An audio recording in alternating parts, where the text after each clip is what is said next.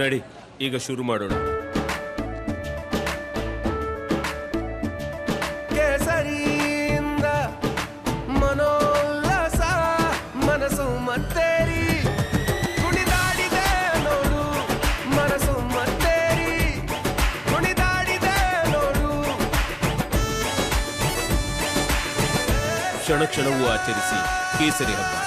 ವಿಮಲ್ ಬಾಯಲ್ಲಿ ಹೇಳಿ ಕೇಸರಿ. ರಾಜ್ಯಾದ್ಯಂತ ಸಂಚಲನ ಮೂಡಿಸಿದ್ದ ಪೆನ್ ಡ್ರೈವ್ ಪ್ರಕರಣಕ್ಕೆ ಸಂಬಂಧಪಟ್ಟಂತೆ ಇದೀಗ ಮಹತ್ವದ ಸಭೆ ನಡೀತಾ ಇದೆ. ಸಿಎಂ ನಿವಾಸದಲ್ಲಿ ಮಹತ್ವದ ಸಭೆ ನಡೀತಾ ಇದೆ. ಯಾಕೆ ಮಹತ್ವದ ಸಭೆ ಅಂತಂದ್ರೆ ಅಲ್ಲಿ ಡಾಕ್ಟರ್ ಜಿ ಪರಮೇಶ್ವರ್ ಇದ್ದಾರೆ, ಡಿ.ಕೆ. ಶಿವಕುಮಾರ್ ಭಾಗಿಯಾಗ್ತಾ ಇದ್ದಾರೆ. ಇವರೆಲ್ಲರೂ ಕೂಡ ಮಹತ್ವದ ಸಭೆಯಲ್ಲಿ ಭಾಗಿಯಾಗ್ತಾ ಇದ್ದಾರೆ. ಹಾಗಾದ್ರೆ ಯಾವ ನಿಟ್ಟಿನಲ್ಲಿ ಈ ಒಂದು ಸಭೆಯನ್ನ ಕರೆಯಲಾಗಿದೆ? ಮುಖ್ಯಮಂತ್ರಿಗಳ ನಿವಾಸಕ್ಕೆ ಡಿ.ಕೆ. ಶಿವಕುಮಾರ್ ಬಂದಿದ್ದಾರೆ, ಗೃಹ ಸಚಿವ ಡಾಕ್ಟರ್ ಜಿ ಪರಮೇಶ್ವರ್ ಕೂಡ ಬಂದಿದ್ದಾರೆ. ಈಗಾಗಲೇ ನಿಮ್ಗೆಲ್ರಿಗೂ ಗೊತ್ತಿರೋ ಹಾಗೆ blue corner notice, red corner notice ಎಲ್ಲವೂ ಕೂಡ ಇಶ್ಯೂ ಆಗಿದೆ. ಕೇಂದ್ರ ಸರ್ಕಾರ ಏನು ಮಾಡಿದೆಯೋ ಗೊತ್ತಿಲ್ಲ, ಆದರೆ ರಾಜ್ಯ ಸರ್ಕಾರ SIT ಮಾತ್ರ ಲುಕ್ಔಟ್ ನೋಟಿಸ್ ಜಾರಿ ಮಾಡಿದೆ HD ರೇವಣ್ಣ ಅವರ ಪುತ್ರ ಪ್ರಜ್ವಲ್ ರೇವಣ್ಣ ಅವರಿಗೆ. ಸೊ ಏನಾಗುತ್ತೆ ಹಾಗಾದರೆ? ಪ್ರಜ್ವಲ್ರನ್ನ ವಿದೇಶದಿಂದ ಕರ್ಕೊಂಡು ಬರೋದಕ್ಕೆ ಏನಾದರೂ ಬೇರೆ ಯೋಜನೆ ಏನಾದರೂ ನಡೀತಾ ಇದೆಯಾ? ಮುಖ್ಯಮಂತ್ರಿಗಳ ನಿವಾಸದಲ್ಲಿ ಇಷ್ಟೊಂದು ಮಹತ್ವದ ಸಭೆ ನಡೀತಾ ಇರ್ತಕ್ಕಂಥದ್ದು ಕುತೂಹಲ ಕೆರಳಿಸಿದೆ. ಅಪ್ಡೇಟ್ ಪಡ್ಕೊಳ್ಳೋಣ. ಪ್ರತಿನಿಧಿ ಸತೀಶ್ ಕನೆಕ್ಟ್ ಆಗಿದ್ದಾರೆ. ಸತೀಶ್, ಪೆನ್ ಡ್ರೈವ್ ಪ್ರಕರಣದಲ್ಲಿ ಇದೊಂದು ಸಾಕಷ್ಟು ಕುತೂಹಲ ಕೆರಳಿಸಿರ್ತಕ್ಕಂಥದ್ದು. ಸಿಎಂ ನಿವಾಸದಲ್ಲಿ ಗೃಹ ಸಚಿವರು DCM ಎಲ್ಲ ಬಂದು ಸಭೆ ಮಾಡ್ತಾ ಇದ್ದಾರೆ ಅಂತ ಏನಿದೆ ಅಪ್ಡೇಟ್? ಯಾವ ಕಾರಣಕ್ಕೋಸ್ಕರ ಸಭೆ?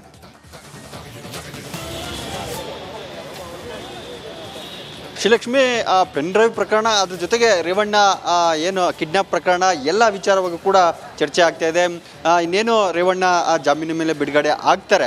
ಅದ್ರ ಜೊತೆಗೆ ಪೆನ್ ಡ್ರೈವ್ ಪ್ರಕರಣದಲ್ಲಿ ಪ್ರಜ್ವಲ್ ರೇವಣ್ಣ ವಿದೇಶಕ್ಕೆ ಸೇರ್ಕೊಂಡಿದ್ದಾರೆ. ಅವ್ರನ್ನ ವಾಪಸ್ ಕರೆತರೋದು ಹೇಗೆ?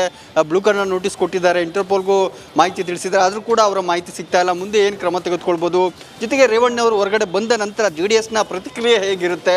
ಆ ಪ್ರಕರಣ ಇಟ್ಕೊಂಡು ಸರ್ಕಾರದ ಮೇಲೆ ಯಾವ ರೀತಿ JDS ತಿರುಗಿ ಬೀಳ್ಬೋದು? ಅದಕ್ಕೆ ಕೌಂಟರ್ ಆಗಿ ಸರ್ಕಾರವಾಗಿ ಸಚಿವರಾಗಿ ಏನೆಲ್ಲ ಪ್ರತ್ಯುತ್ತರವನ್ನು ಕೊಡಬೇಕು? ಈ ಬಗ್ಗೆ ರಾಜಕೀಯ ಮತ್ತು ಆಡಳಿತಾತ್ಮಕ ವಿಚಾರಗಳ ಬಗ್ಗೆ ಮೂವರು ನಾಯಕರು, ಸರ್ಕಾರ ಪ್ರಮುಖ ನಾಯಕರು ಚರ್ಚೆಯನ್ನು ಮಾಡ್ತಾ ಇದ್ರು.